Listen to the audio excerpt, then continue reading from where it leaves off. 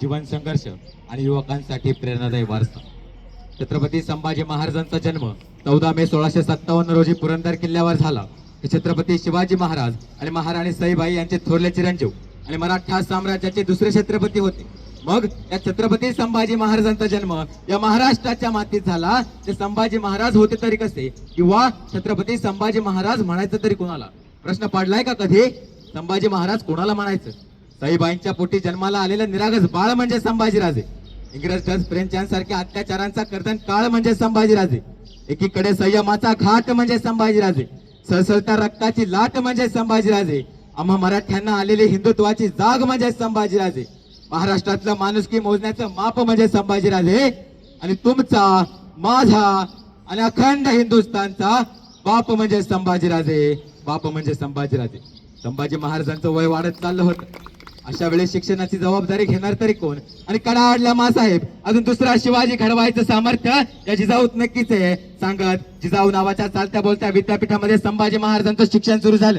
संभाजी महाराज लिहिणं वाचणं शिकले, संभाजी महाराज चालणं बोलणं शिकले, संभाजी महाराज नाना विद्या नाना कला यांच्यामध्ये 73 पारंगत झाले। 1 नाही 2 नाही 3 नाही 4 नाही तब्बल 16 भाषा येत होत्या संभाजी महाराजांना। मराठी येते, हिंदी येते, हिब्रू येते, पाली येते, संस्कृत येते, कानडी येते।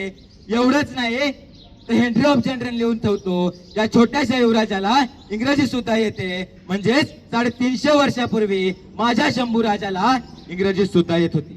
या भाषा फक्त येतच नाही तर अशा अनेक भाषांमधून संभाजी महाराजांनी अनेक काव्य ग्रंथ लिहिले।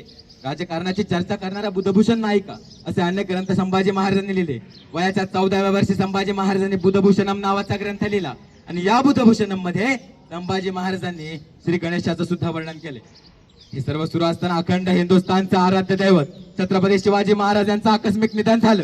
औरंगजेबाला वाटलं होतं संभाजी म्हणजे शिवाजीचा तख्तनशील वारीस, चुटकी सरशी चुरगाळू आणि दक्कन घशात घालू, पण त्या वेळाला काय माहिती होतं संभाजी महाराजांनी पहिला तडाखा असा दिला, बरानपुराचा मसनवाटा करून टाकला आणि औरंगजेबाला आपला अनुमान बदलावा लागला। जणू काही शेपटीवरच पाय पडला। संभाजीराजे सिद्ध झाले, संभाजीराजे सिद्ध झाले, पण औरंगजेबानं संभाजी महाराजांना गार करण्यासाठी आपल्या साऱ्या फौजा महाराष्ट्रात आणल्या आणि इथंच शंभूराजांनी जहरी चाल खेळली। औरंगजेबाचा साऱ्या फौजा महाराष्ट्रात आणि मराठ्यांच्या साऱ्या फौजा औरंगजेबाच्या मुलखात घातल्या। मराठ्यांनी औरंगजेबाचा मुलूक पुरता बेचुरात करून टाकला। 65 वर्षाचा औरंगजेब संतापला आणि बहादूर खानाला त्यानं संभाजी महाराजांना पकडण्यासाठी पाठवलं, पण त्या येड्याला कुठं माहिती होतं अरे वारा आणि मराठे कधी कुणाला सापडलेत? औरंगजेबाची पुरतीची तू झाली। औरंगजेबानं इथं टाका घालावा तर मराठ्यांनी तिकडं उसून ठेवलंय, तिकडं शिवायला जावं तर मराठ्यांनी तिकडं फाडून ठेवलंय, तिकडं शिवायला जावं तर मराठ्यांनी आबरूची लक्तर काढून टाकली। 65 वर्षाचा औरंगजेब संतापला आणि आपल्या डोक्यावरचा ताज काढत म्हणाला, या अल्लाह रहम, 9 वर्ष झाल्या संभाजी मला छळतोय, तो संभाजी फक्त माझ्या हाती लागू दे। औरंगजेबाचं कदाचित त्याच्या अल्लानं ऐकलं सुद्धा असावं।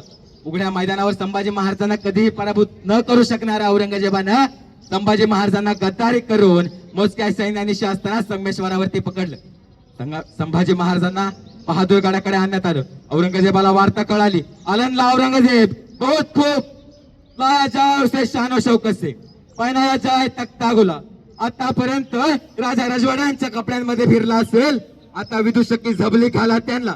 आतापर्यंत सोन्यानं बनवलेले जिरे टोप घातले असतील, आता खुळखुळा लावलेला टोप्या घाला त्यांना। कळू द्या हिंदुस्थानला या आलमगीर गाजी औरंगजेबनं